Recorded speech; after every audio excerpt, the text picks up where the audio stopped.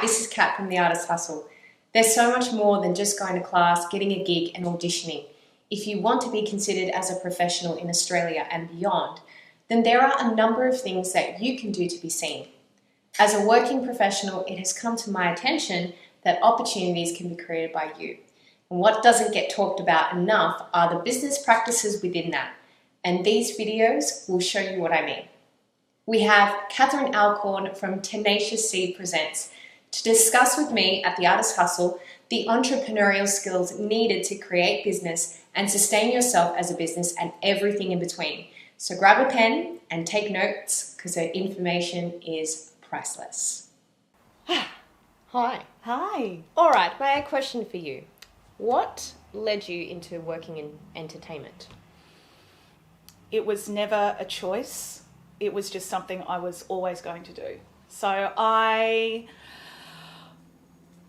started off singing.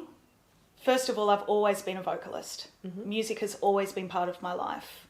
I knew all the words to The Wizard of Oz by the time I was 2.5. You too? Yeah, okay, see, just made for it. I started singing in choirs. I was in all of the high school musicals. And it was just a natural evolution for me to go and study acting and drama at university. So I went to Charles Sturt University in Wagga Wagga, where I studied an acting for the screen and stage course, which didn't have a vocal component. It didn't have a music component. It was straight acting, which I'm not sure that I realised at the time of, applying for that course. It wasn't a Whopper, it wasn't VCA, it was just a straight acting course, which I really loved, but I always felt as though I was missing that musical element. But fortunately for me, one of my classmates worked at the local leagues club and behind the bar, and we had moved off campus together, so 3 of us acting students in a house in Wagga together. Yeah. And Jade and I used to always sing together. So one night there was a duo at the local leagues club, and Don Hillen was one of the men, and he said, jump up and have a sing, Jade. And then she called me up and she said, come down, we'll sing together. And Don heard us sing. I was the harmonicist. Jade would always be the front facing person who would chat to the audience. I didn't have any of those skills yet. So I was just always the harmonicist.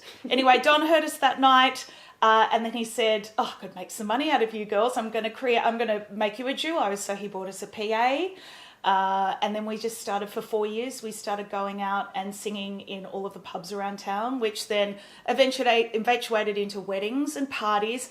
And then came the cabaret work. So through Don, we met some local writers and producers who would put on cabaret dinner theatre shows in Wagga.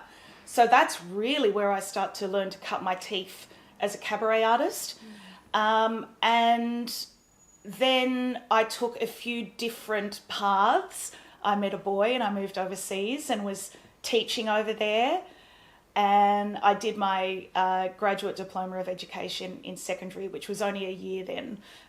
So after my acting degree, I did that year of my dip ed, went overseas travelling, worked on, music was always part of what I was doing. Worked on some original songs with some bands over in the UK. Then I moved back and found myself working in film and television as a personal assistant, the worst personal assistant in the history of PAs. I was 27, I had stars in my eyes, I was really excited to be working in that industry, but I always felt that there was something really missing for me. There was no performance aspect, it was all admin, etc. So as a 27-year-old, I thought I really need a vehicle to launch me into the Australian industry. So one of those gentlemen that I met in Wagga, Peter Cox, had come up to Sydney with another girl group who were friends of mine from Wagga who were performing their show at Slide Lounge on Oxford Street. They were called the Fabulous Chandeliers. And they were fabulous, and there were chandeliers. And I remember going to Slide and walking into this venue and immediately falling in love with the venue itself, the intimacy, the rowdiness of the dinner and the drinks and the show. And Coxie was there, and I raced up to him and I said, this is what I want, this is what I need, and I want a cabaret show to launch me back into the industry. Not even back, to launch me into the industry.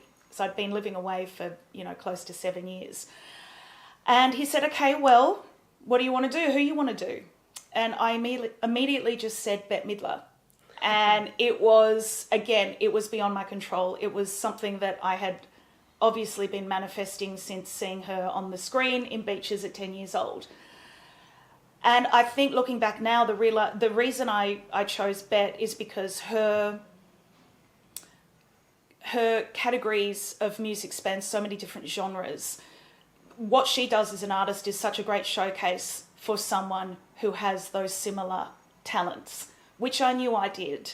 I am a massive comedy fan. Comedy for me has always been my favourite form. The music, I trained as a jazz and opera vocalist, so there were a lot of different genres of music in there that I knew that I could use to showcase my talents. So 3 weeks later, I had a script from Coxie, and then I had to get the show on. So I remember saving up $3,000. I quit my job at 9.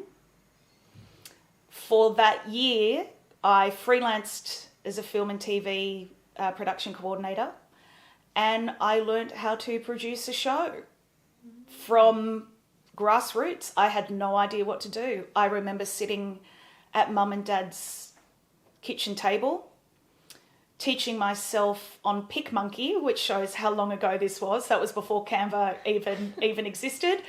I taught myself how to graphically design a poster using the online program. I taught myself how to build a website using Wix. I wrote my own press release and cold called and emailed journalists. And I called every theatre in Australia and introduced myself to the producer or the artistic director of that venue or the presentation manager, and built up my own black book of contacts. I didn't know that there were bodies such as Arts on Tour in New South Wales that could provide you with that presenters list. I was a 27-year-old starting out from the beginning, wanting to put on my own show without any resources, without any connections. I wasn't in the musical community in Australia. And so that's really how it started, out of necessity, because I had the show. Now I needed to build it. And I taught myself everything until I caught wind of a producer based in Sydney called Neil Gooding, who I knew was presenting a reading of a play called Continental that Justin Fleming had written, which was based on the life of Steve Ostrow, the man who discovered Bette Midler, the man who managed the Continental Baths. So not only did I track down Steve Ostrow, who was a singing teacher in Sydney at the time, and became his student, I then went and auditioned for Neil's musical, Joseph and the Technicolor Dreamcoat, simply to meet Neil. And then he invited me to the reading of Continental, and I then invited him to the first ever staging and presentation of Bette at Slide, and then we became co-producers together on the show. And that relationship is still ongoing now. We produced the show for 10 years. So that's a very long-winded way of answering your question and how it all began. No, I didn't want to interrupt whatsoever, because I was just so captivated by your journey. And for those of you who don't know, I know Kath very well. In fact, she's employed me for the show in question, The Divine Miss Bette. So we go way back, but just to hear the steps from the beginnings of your career really shows the qualities that you have right now that allow you to still do what you want to do and how you do it in this industry, and to keep going as well. And I'm so glad that you said I didn't know anything. I didn't have resources. I didn't have tools. I didn't have contacts. But you found ways to make it work. Well, I had belief. Yes. I had belief and I had drive and I had passion to drive this vehicle, which in 2009 started off as a little cabaret show with 2 harlettes and a pianist and backing tracks. Cut to 2018 where we toured America 3 times with the show, played the Sydney Opera House, and it's been the gift of a lifetime professionally for me. That doesn't mean that I have not ridden the roller coaster and run the gamut of emotions that comes with performing this character for close to 13 years. You know, in the beginning I was so excited. That was my launching pad as a 27-year-old. Then a few years in, I became really conscious and anxious of the fact that this was all I was ever going to do, that I would be pigeonholed as this Bette Midler impersonator, which, as you know from being in the show, I'm not an impersonator. A lot of the work that I do up there is improvisation. But that has come from playing that role. As I said back in the day at uni, I was never one to speak to the audience. That was always Jade's role. So performing this character and being forced into learning how to expand your improv skills and you know, work off the audience, that has been one of the greatest learning tools for me as the artist in the show, because I am the artist and the co-producer. So there are a lot of different hats to wear. But the belief in the product, knowing the joy that it brings people, knowing that it is a commercial production. I have leveraged my career off playing an iconic character. But what I've noticed is they come for Bette and then they leave knowing me. So that then allows me, I call it my marijuana. It's my gateway show to new audiences. So they come to see Bette, they get Bette, but they also get a lot of me. And then that, as a producer, has allowed me to leverage off my other productions. And from producing this show from literally grassroots level, that has allowed me to create so many amazing connections and relationships with other presenters, with festivals. The Adelaide Cabaret Festival has been instrumental in my work and development as an artist and a producer.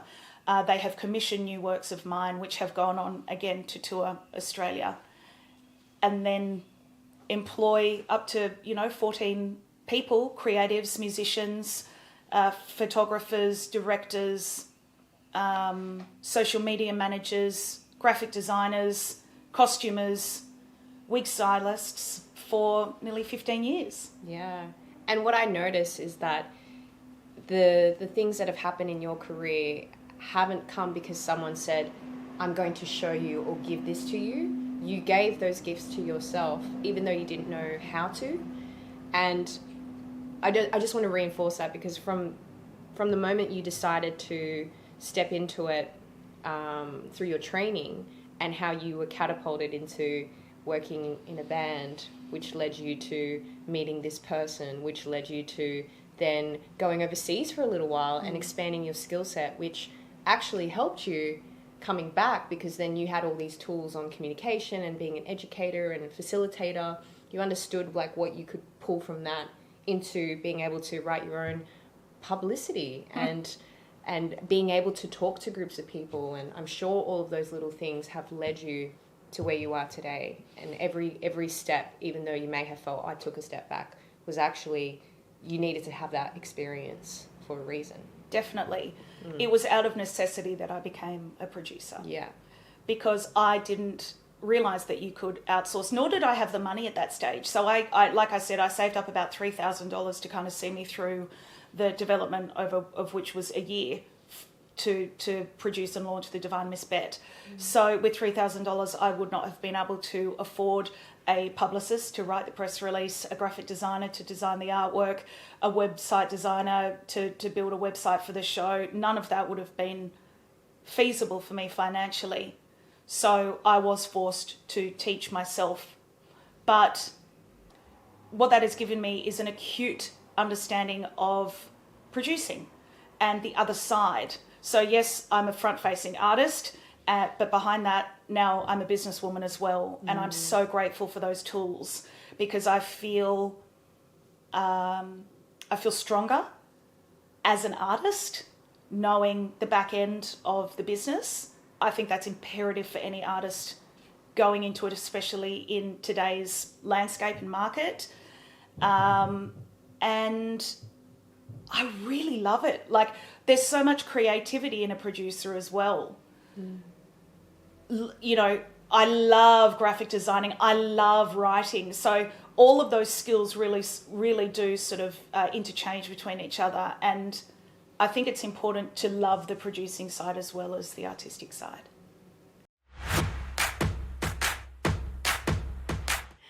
What does it mean to you to own yourself as a business? It means